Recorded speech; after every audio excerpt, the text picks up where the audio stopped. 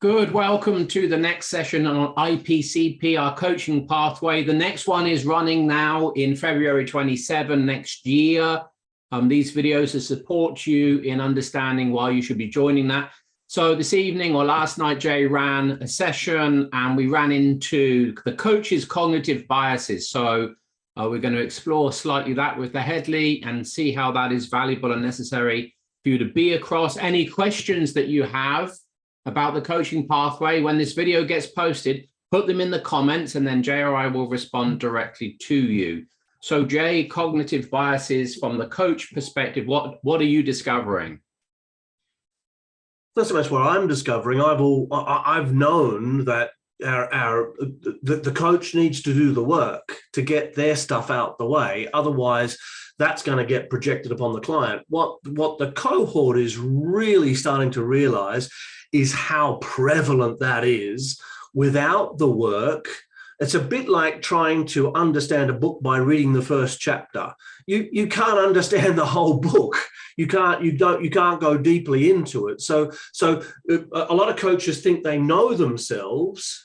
And some of these coaches have been through practitioner, master practitioner, and they've done the old meta coaching with us, coming into this program now, starting to realize, holy crap, my biases are quite large, and I can now actually see how they're getting in the way of me being an effective coach, an effective developmental coach. Okay. And so last night we explored your thinking preferences, and we explored your work preferences. And so thinking preferences are, I think we're looking at, do you think in terms of, your work preferences are, do you prefer working by yourself or in a team with others? And the important part about that is shared responsibility. Do you like to hold responsibility yourself? Even though you like working with people, then you're likely a group worker than a team worker. If you like working with people and sharing responsibility, then you're definitely a team worker. And if you like to hold responsibility to yourself and you prefer to get things done on your own, then you're definitely individual. And so, we had lots of people who were team oriented, and lots of people who are extremely independent, individual oriented. Well, that's not really going to work for coaching. And as we explored that, people's faces and chins begin to drop, because it's like, oh, that's really getting in my way. I like to have responsibility. I don't like it to be shared between the client and myself. Well, that's going to facilitate over responsibility 101. And so the coach is going to start being responsible for the client. They're going to start thinking about what the client wants, how they want it, am I delivering it? All that stuff's going to be going through their head time and time again. In the thinking, let's interrupt the monologue. So what's a cognitive bias, and what's showing up? Enjoy a smile. And how is that different to it just being a cognitive intention? What's the variable? So it becomes a bias when it becomes a driver. And so it becomes a driver when there's a high score in one or both of the cognitive intentions, or if there are three cognitive intentions in a category, then across all three. Then the category becomes a bias. Then it's a cognitive category bias, which is off the scale. Then it's part of your identity. It's part of your personality structure at that point. So hold on. Say more about off the scale. It's off the scale in terms of.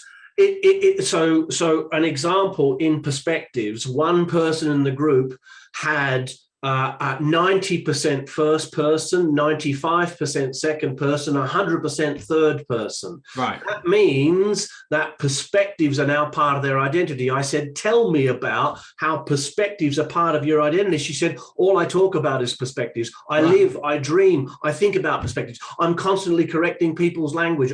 It's like it's part of her identity. That's why it's so strong across the category.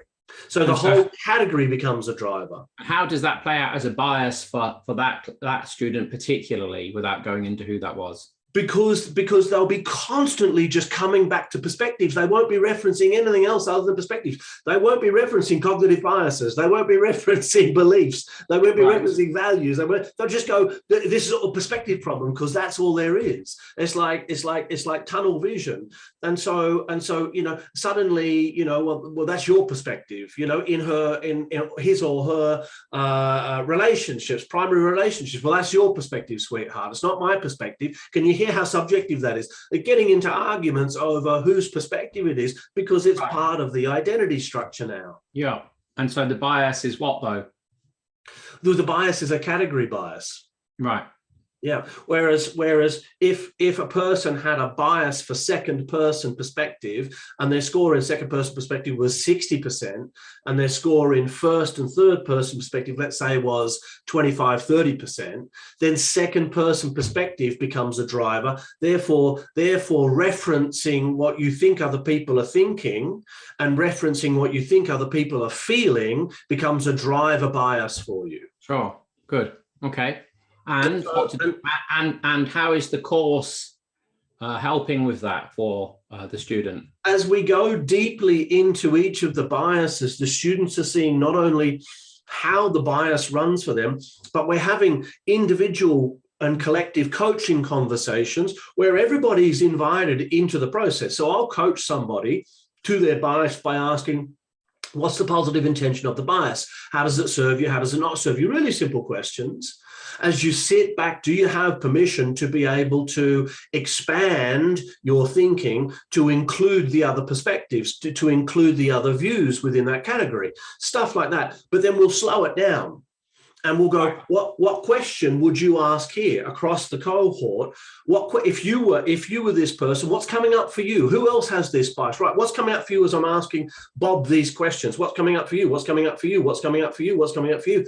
And they're sharing, and that person who I'm coaching then's going, that's exactly what's happening for me. Oh my God, what that person said. And so we're collectively learning off, like in a group and team coaching experience, about these biases and how they play out, not only for the person who's being coached or the people who are involved, but also my partner does that. Oh my God, my partner says I do that. So awareness of these biases, unless you're aware of them, you're going to be projecting them onto your client unconsciously, which means you're outside of your awareness, and it seems as though you're being unbiased. But your thinking patterns are directing the very fabric of your thinking, and therefore the fabric of the experience of the coachee who may not share those biases. So what kind of coach can we expect to be coaching that isn't aware of these biases? What's the kind of quality? What's the likely outcome of the sessions with their clients? Well, they'll have an unconscious agenda, Joseph. So they will hold an unconscious agenda to get somewhere. Let's say they had high achievement and high influence in terms of their success strategy. Yeah. Right. So high achievement means they want an outcome. Yeah. High influence means they want control and influence. If you had that bias and you weren't aware of it, you would be controlling the coaching session toward an outcome that was yours, not theirs. Yeah. Yeah. And you're not even going to know you're doing it. Yeah. And so I did it. A client once stood up at the end of a coaching session. He looked at me and he said, "Stop trying so fucking hard." Right. He left and never came back. It was the lesson for me that I was holding an agenda. It took me about 2 years to see it, but as I just held on to that, held on to it, it came to me like, that's what was going on. Here's me driving the session with my biases. That kind of thing's going to happen. So as you can hear from our sharing here, we're very keen and we are very invested in making sure that as a coach, and particularly as an accredited coaching room coach, you're across a really clean, pure, and systemic approach to coaching. If that interests you, drop your questions in the comment section, or just really easy, come book on the course for next year, see Harriet. That's it from us. Till next time.